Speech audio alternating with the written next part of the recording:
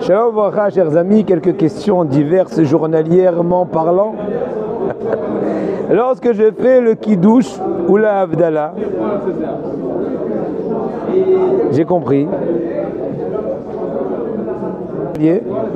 Lorsque je fais le Kiddush ou la Havdalah, je me demande toujours quelle quantité je dois boire pour m'acquitter et acquitter les autres.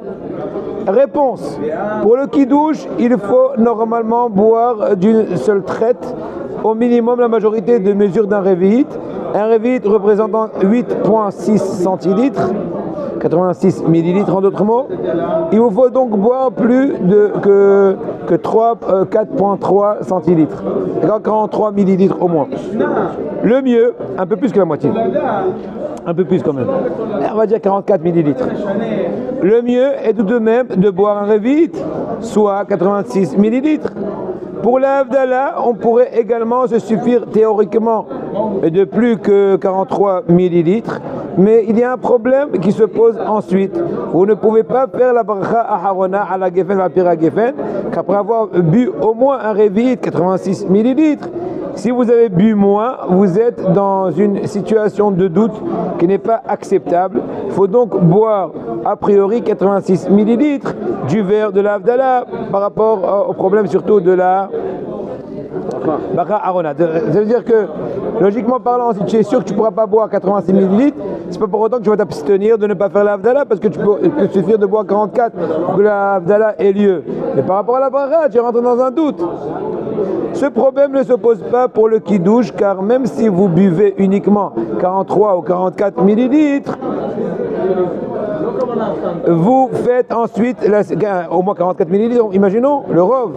Vous faites ensuite la Seuda du Shabbat et que vous terminez avec Birkat Hamazon qui fera donc office de Bracha Aharona pour votre repas, mais aussi pour votre verre. Donc la Birkat Hamazon va acquitter le Ala Gefen, la Pira Gefen que j'aurais dû faire si j'aurais bu la quantité de vin voulu. D'accord? Est-ce que ça existe des verres avec des mesures écrites dessus? Je ne connais pas, mais c'est possible, j'imagine. Mais c'est pas beaucoup, hein. C'est pas beaucoup, mais c'est pas beaucoup. 86 000, c'est pas beaucoup. Un verre en plastique, il me semble, il fait 150 millilitres, non? Donc c'est presque le double. Un verre en plastique, c'est presque le double, presque.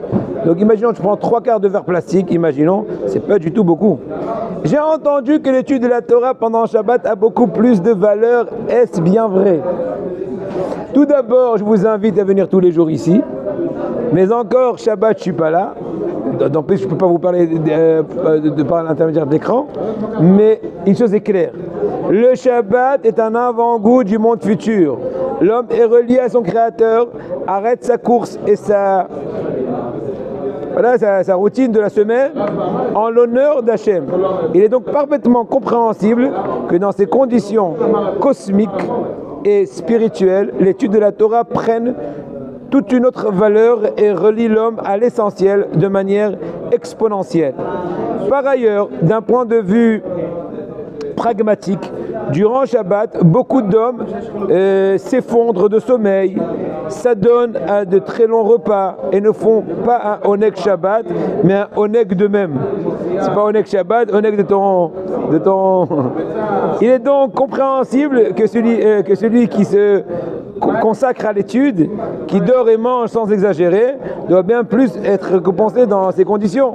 Selon le Ben Ishai, 1 heure d'étude de Shabbat vaut l'équivalent de 1000 heures en semaine.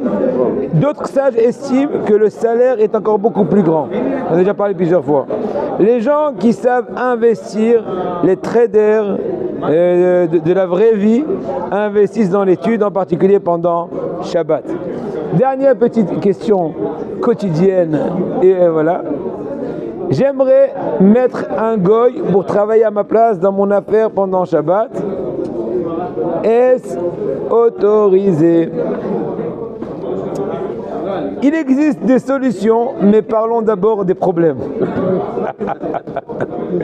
Effectuer une action interdite par l'intermédiaire d'un goy pendant Shabbat est interdit.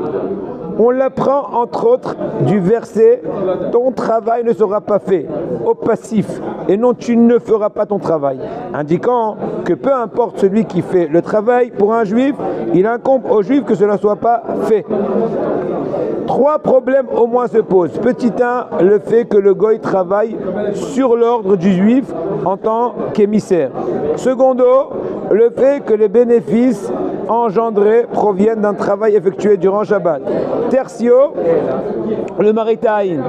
Donc ça a l'air que, même si les 2 problèmes précédents sont solutionnés par un contrat, n'est-ce pas, spécifique entre les juifs et le goy, les juifs, voyant l'affaire d'un autre juif ouverte pendant Shabbat, soupçonnent le patron de payer ce juif comme simple salarié durant Shabbat, ce qui est interdit. La situation varie donc en fonction de beaucoup de paramètres. Il est donc indispensable de consulter un rav qui a l'habitude de loi du travail du goy pendant Shabbat pour solutionner chacun des problèmes énoncés. Ce qui est certain, il est interdit de laisser un goy travailler pour soi pendant Shabbat sans avoir vérifié que les conditions qui peuvent autoriser cela, sous peine de risquer une transgression du Shabbat. Pour finir, les gens s'appuient parfois sur des autorisations qu'ils ont entendues ou pensent pouvoir s'appliquer les mêmes règles que leurs voisins qui a aussi une affaire avec un goy, ce qui est faux.